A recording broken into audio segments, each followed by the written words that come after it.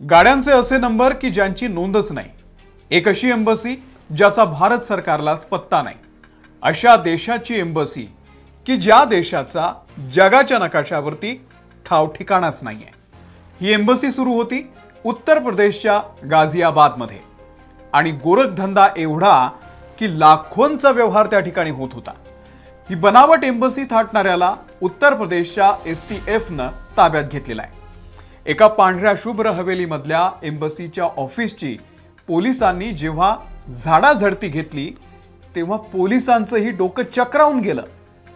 Police आणि सरकारच्या नाकावरती टिच्चून हे सगळं सुरू होतं हे विशेष आहे। काय सापडलं तिथे?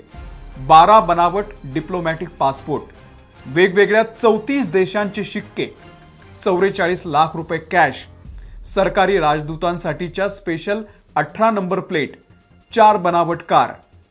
आता एक एम्बसी उभी करायचं म्हटल्यानंतर हे सगळं सामान तर हवंच असतं, पण कितीही व्यवस्थित सेटिंग केली तरी पोलिसांच्या नजरेमधून वाचत नाही।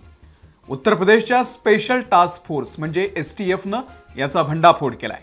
STFच्या नोएडा युनिटनं 22 जुलैला गाझियाबादच्या या बनावट एम्बसीवरती धाड टाकली आणि हा सगळा प्रकार उघडकीस आलेला आहे। सगळं सविस्तर जाणून घेऊयात की हे नेमकं केलं कोणी आणि का केलं। नमस्कार, माझं नाव आहे अमोल किन्होळकर, आपण पाहत आहात महाराष्ट्र टाइम्स ऑनलाइन। आता हे सगळं करणारा महान व्यक्ती कोण आहे तर हर्षवर्धन जैन याचं नाव आहे। चेहरा बघून वाटतं की साधा भोळा संसारी माणूस असेल, पण त्याच्या चेहऱ्यावरती जाऊ नका, कारनामे बघा। हर्षवर्धन जैन हा गाझियाबादचाच आहे। गाझियाबादच्या कवीनगरमध्ये त्यानं हे घर कम हवेली ही भाड्यानं घेतली आणि त्याचा वापर बनावट एम्बसीसाठी करत होता।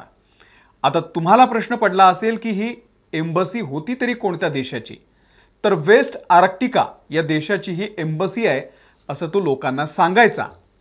आता या देशाविषयी मी तरी कधी ऐकलेलं नाहीये, कधी वाचलेलं नाहीये। ब्रह्मदेवाला देखील प्रश्न पडलेला असेल की हा देश मी बनवला कधी। त्यानं वेस्ट आर्क्टिका, सबोर्गा, पॉल्विया, लोडोनिया या देशांच्या नावावरती दूतावास उघडले। म्हणजे या देशांचा इंटरनेटवरती जर तुम्ही सर्च केलं तर कुठेही उल्लेख नाहीये। गुगलवरती जर तुम्ही सबोर्गा सर्च केलं तर तो देश नसून एक गाव आहे, मायक्रोनेशन आहे, ज्याला देशाचा दर्जा मिळालेला नाहीये। पाल्विया जर सर्च केलं तर काही लोकांच्या नावाचं टायटल मिळतं। लडानिया सर्च केलं तर एका प्रयोगशाळेचं नाव असल्याचं समोर येतं। वेस्ट आर्क्टिका हे संयुक्त राष्ट्रांसाठी काम करणाऱ्या एका ना नफा ना तोटा संस्थेचं नाव आहे। आता तो या अस्तित्वातच नसलेल्या देशाचा राजदूत असल्याचं सांगायचा। गाड्यांवरती बनावट नंबर प्लेट लावतो।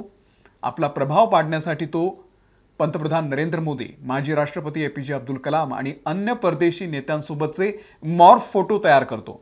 परदेशामधल्या बोगस नोकऱ्यांच्या नावानं लोकांकडून पैसे उकळायचे, शेल कंपन्यांच्या माध्यमातून हवाला व्यवसाय करायचा। बोगस पासपोर्ट आणि अवैध व्यापारासोबत खासगी कंपन्यांना परदेशी कनेक्शन देण्याच्या नावाखाली तो दलाली करायचा। हे सगळे उद्योग हर्षवर्धन करत होता।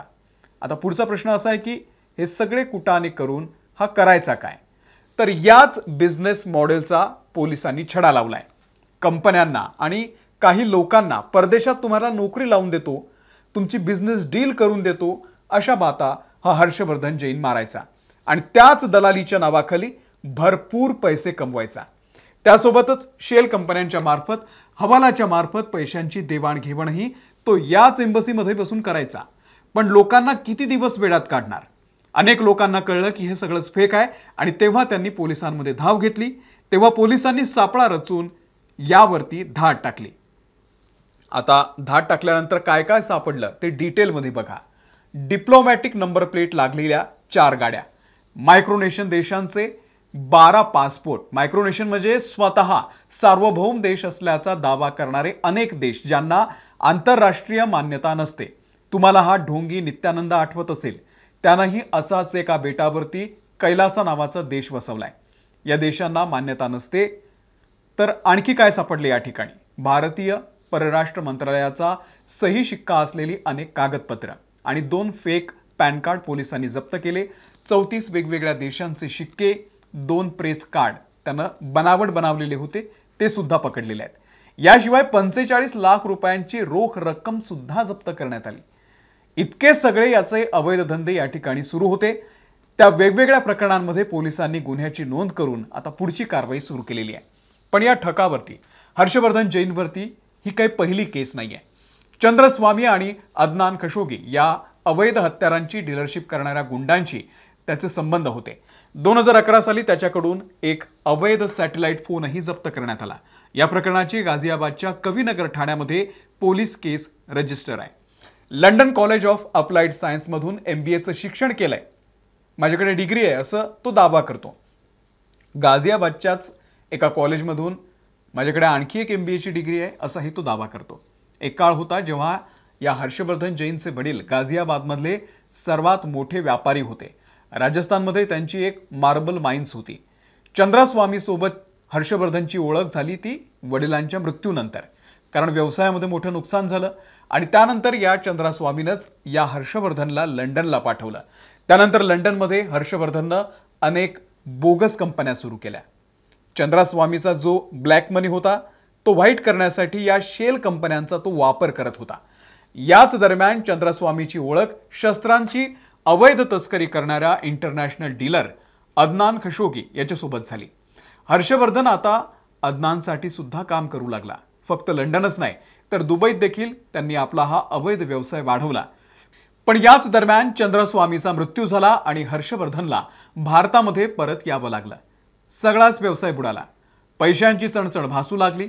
ब्लॅक मनी व्हाईट करणं, शस्त्रांची तस्करी असे अनेक आंतरराष्ट्रीय गुन्हे पचवलेल्या हर्षवर्धननं आता आपण मोठा हात मारायचं ठरवलं आणि त्यातूनच या अवैध बनावटी एम्बसीचा जन्म झाला। आणि याच माध्यमामधून तो लोकांची लूट करायचा, लोकांना फसवायचा। पण अखेर पोलिसांपासून तो फार काळ वाचू शकला नाही। पोलिसांनी त्याला आता अटक केलेली आहे। आपल्या देशामध्ये काहीही होऊ शकतं।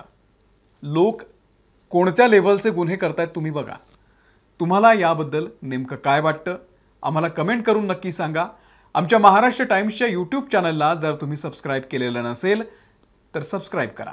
आम्ही फेसबुकवरती सुद्धा आहोत, तिथेही फॉलो करा। धन्यवाद।